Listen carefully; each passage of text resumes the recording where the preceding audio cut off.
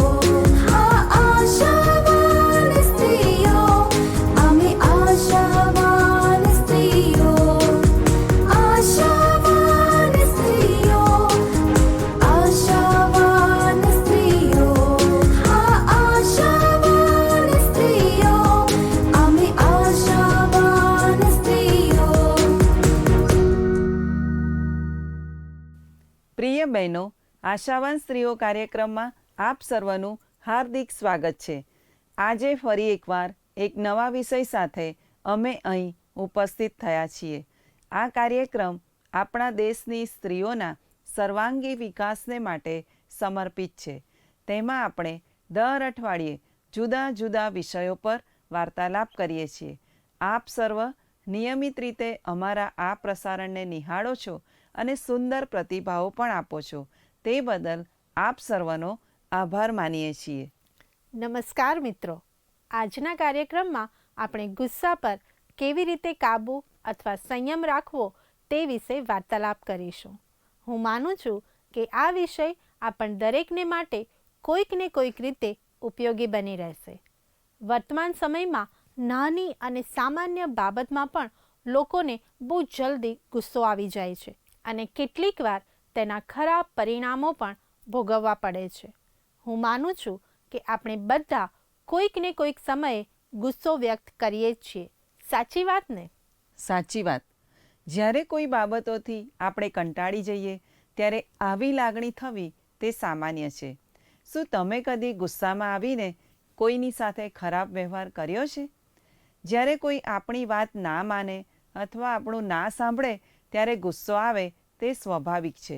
પણ આપણે દરેક જાણીએ છીએ કે ગુસ્સામાં આવીને બૂમો પાડવાથી આપણું કામ સરળ થઈ જતું નથી.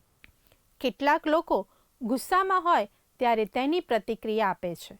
દાખલા તરીકે જોરથી બોલવું, ગમે તેવા શબ્દો બોલીને કોઈનું અપમાન કરવું, કોઈની સાથે વાત ના કરવી વગેરે.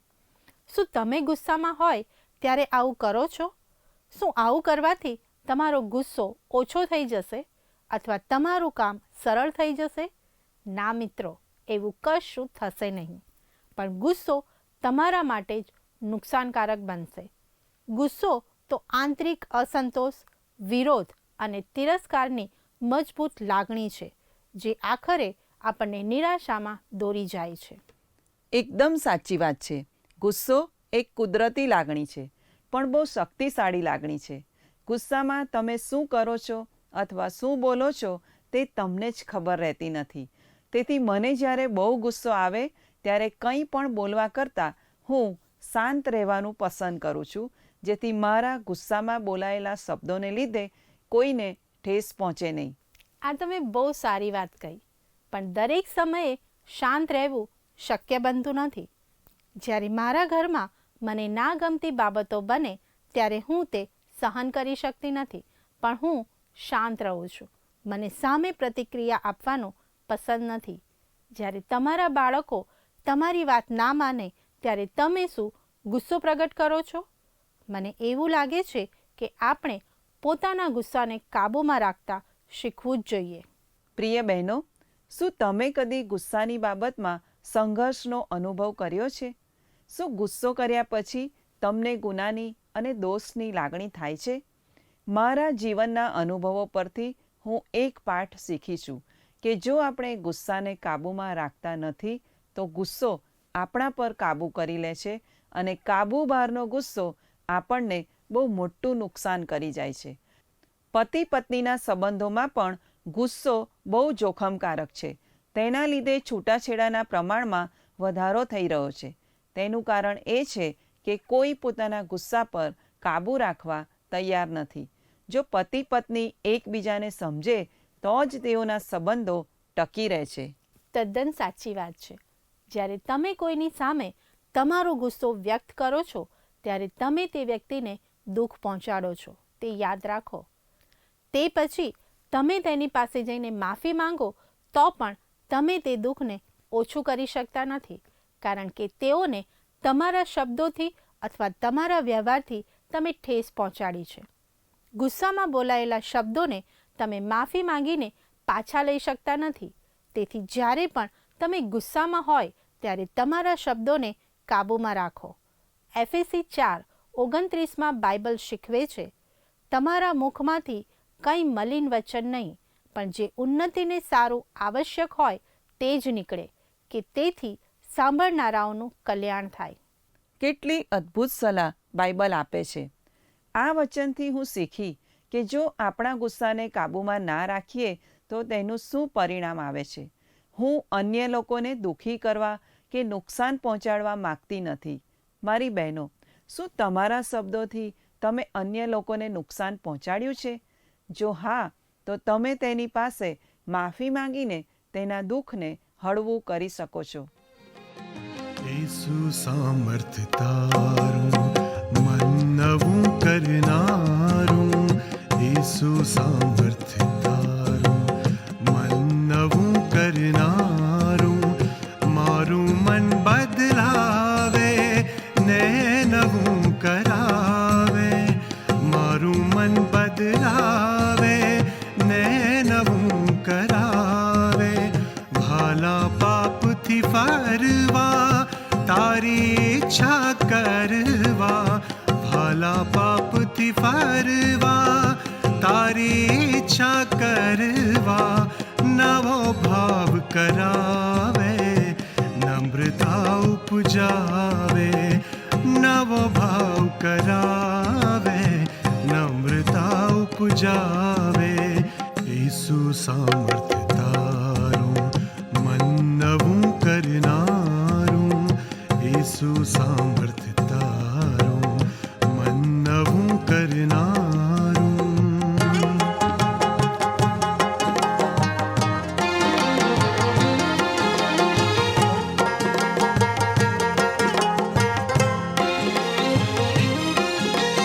મુજને નાનો જાણો બીજા મોટા માનું મુજને નાનો જાણો બીજા મોટા માનું પોતે થોડું માંગું બીજાઓને આપું પોતે થોડું માંગું બીજાઓને આપું ગર્વ મનથી કાઢી પોતાપણું પાડી ગર્વ મનથી કાઢી પોતાપણું પાડી મન ઉદાર કરાવો દયામાં ચલાવો મન ઉદાર કરાવો દયામાં ચલાવો ઈસુ સામર્થ્ય તારું મન નવું કરનારું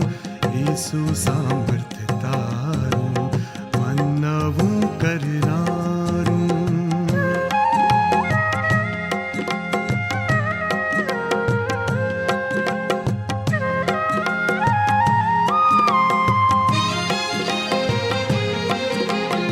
તારા માર્ગો ઝાલું તારે પગલે ચાલું તારા માર્ગો ઝાલું તારે પગલે ચાલું માટે શક્તિ આપો સતને માર્ગે સ્થાપો માટે શક્તિ આપો સતને માર્ગે સ્થાપો.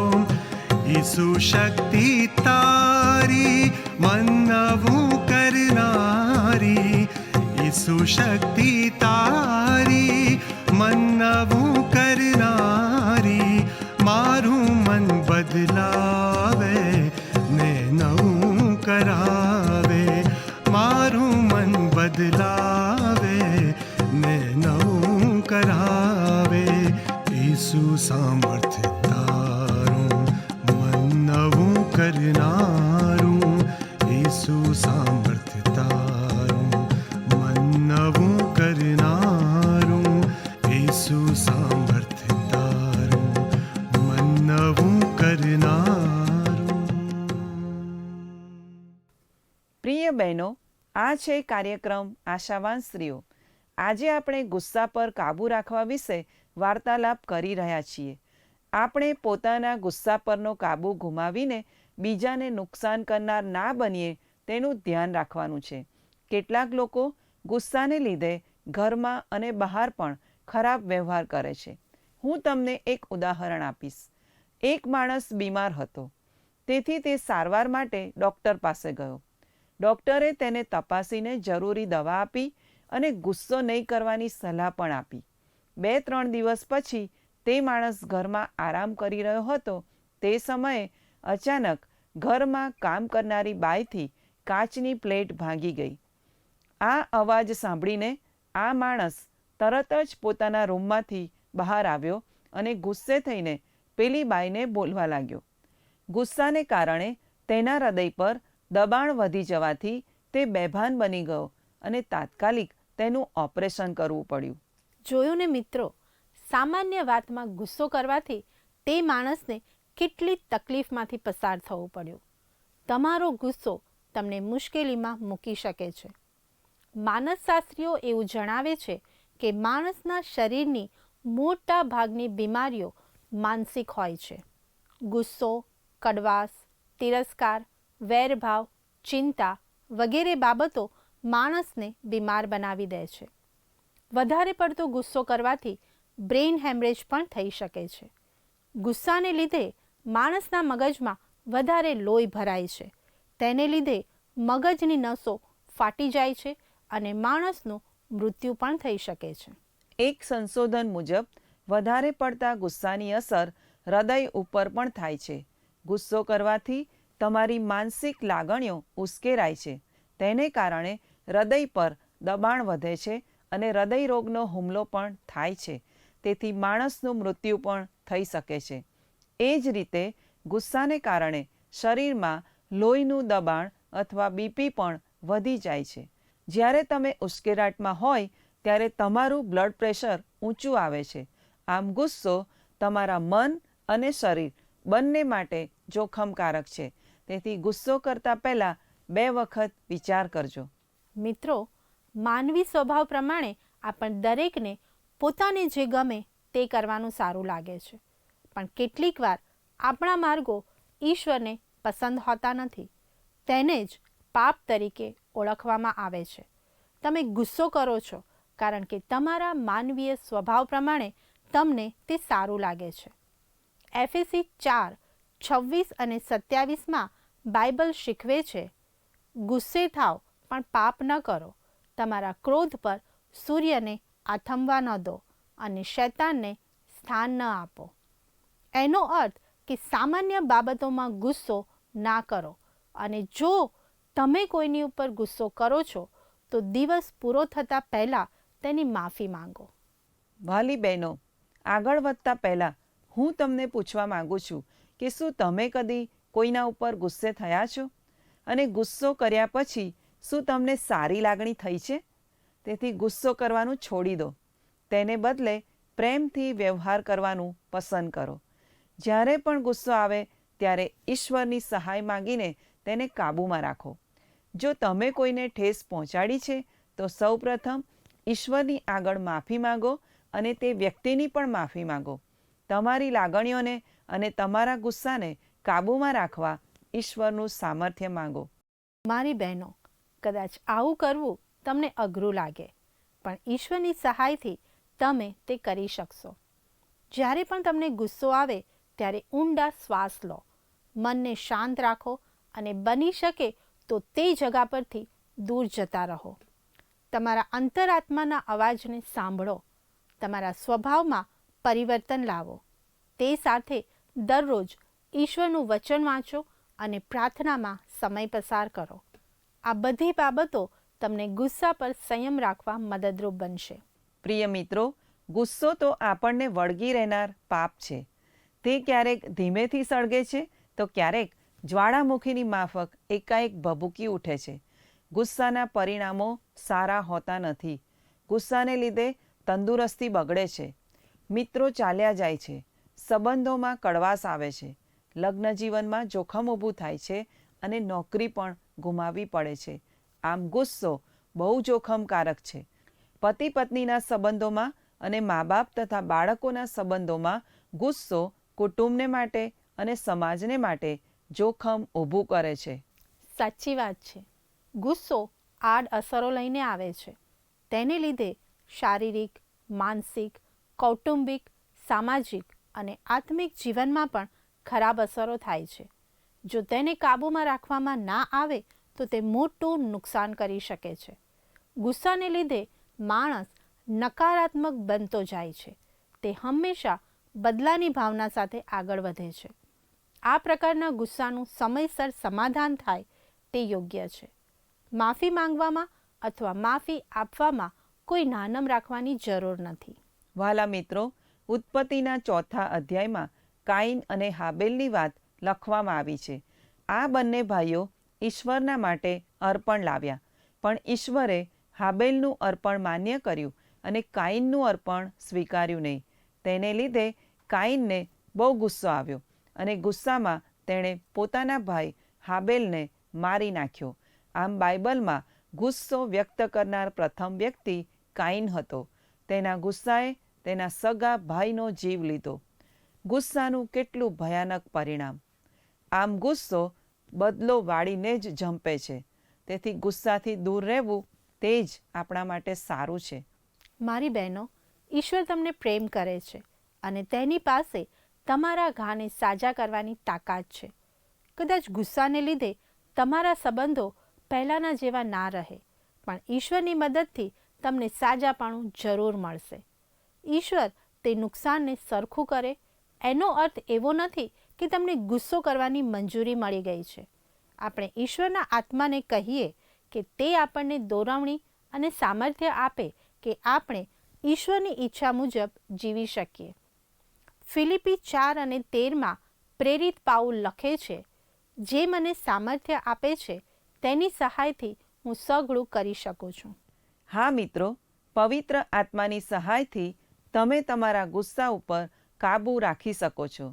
યાકૂબ 1:19 અને 20 જણાવે છે, દરેક માણસ સાંભળવામાં ચપળ, બોલવામાં ધીમો તથા ક્રોધમાં ધીરો થાય, કેમ કે માણસના ક્રોધથી ઈશ્વરનું ન્યાયપણું પાર પડતું નથી. મિત્રો, આવો આપણે પ્રાર્થના કરીને ઈશ્વરની સહાય માંગીએ.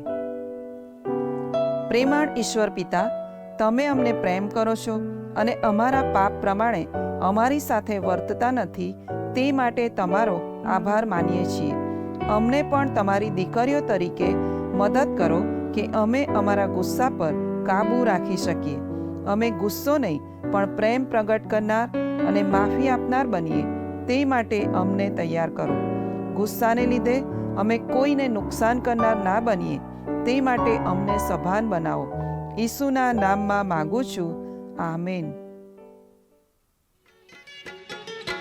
मीठी मीठी ते प्रीत में जागी छे, मीठी मीठी ते प्रीत में जागी छे, हे मारा प्रभु ईसुनी प्रीत प्रीत में जागी छे, हे मारा प्रभु ईसुनी प्रीत प्रीत में जागी छे, मीठी मीठी ते प्रीत में जागी छे, मीठी मीठी ते प्रीत में जागी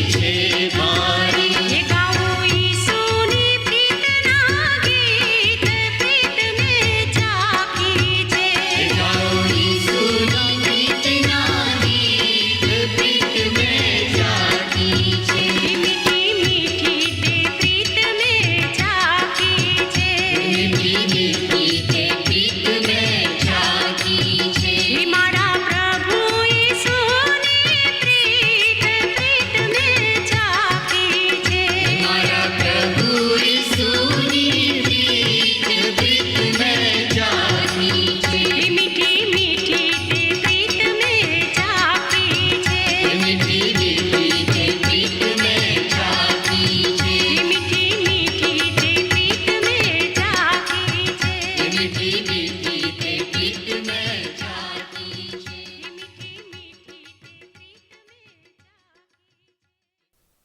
પ્રિય બહેનો, આપ નિહાળી રહ્યા છો કાર્યક્રમ આશાવાન સ્ત્રીઓ. આપણો માનવીય સ્વભાવ આપણને એવી બાબતો કરવા પ્રેરે છે કે જે ઈશ્વરને ગમતી નથી. તે બાબતો પાપ છે. ગુસ્સો કરવો તે પણ ઈશ્વરને ગમતું નથી. આપણે બધા ભૂલો કરીએ છીએ અને અન્ય લોકોને દુઃખી કરીએ છીએ. સાચી વાત ને? પણ તે પછી આપણે જે લોકોને ઠેસ પહોંચાડી છે તેને યાદ કરીને ઈશ્વરની અને તેમની પાસે જઈને માફી માંગીએ તે અગત્યનું છે. મારી બહેનો, જ્યારે આપણે તેમ કરીએ છીએ ત્યારે ઈશ્વરનો આત્મા આપણી સાથે રહીને જીવન જીવવાની દોરવણી આપે છે. તે રાહ જુએ છે કે તમે તેની પાસે આવો અને તમારા પાપોની માફી માંગો. ઈશ્વરનો પવિત્ર આત્મા તમારામાં આવીને વાસો કરશે અને ખોટી બાબતોને ના કહેવા માટે તમને શક્તિ પણ આપશે. મિત્રો, જો ઈશ્વર સંબંધી વિચાર કરીએ તો તેમના ગુણોમાં પવિત્ર ગુસ્સાનો ગુણ આવી જાય છે. એ તો ઈશ્વરના સ્વભાવમાં છે. એટલે જ ઈશ્વર ભયાવહ છે એવું કહેવામાં આવે છે. પણ ઈશ્વરનો ગુસ્સો પવિત્ર અને યોગ્ય છે, કારણ કે તે અપવિત્રતા અને અન્યાયને સાંખી શકતા નથી. ઈશ્વરનો ક્રોધ તો હકારાત્મક પરિણામ લાવે છે. પ્રિય મિત્રો, યાદ રાખો, અયોગ્ય ગુસ્સો બદલો લેવાની ભાવના તરફ ખેંચી જાય છે.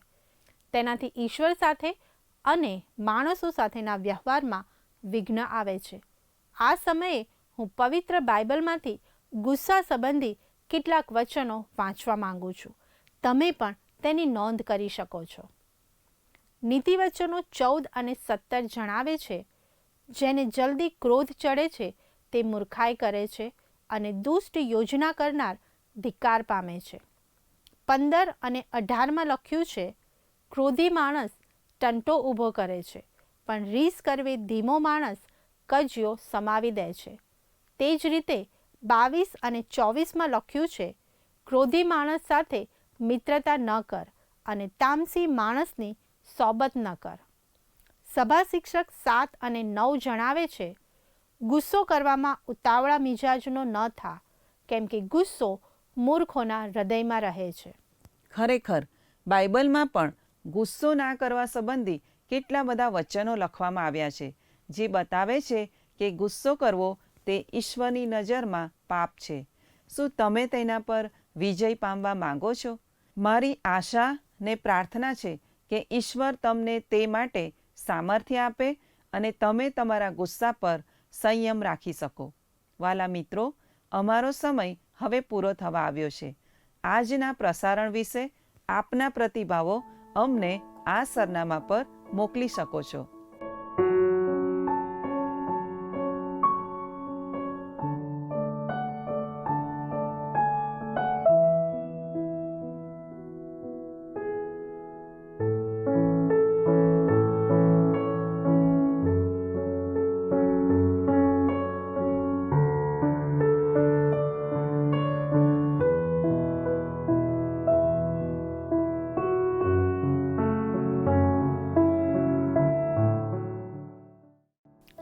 જો આપ અમારી સાથે વાર્તાલાપ કરવા માંગો છો તો તે પણ આવકાર્ય છે.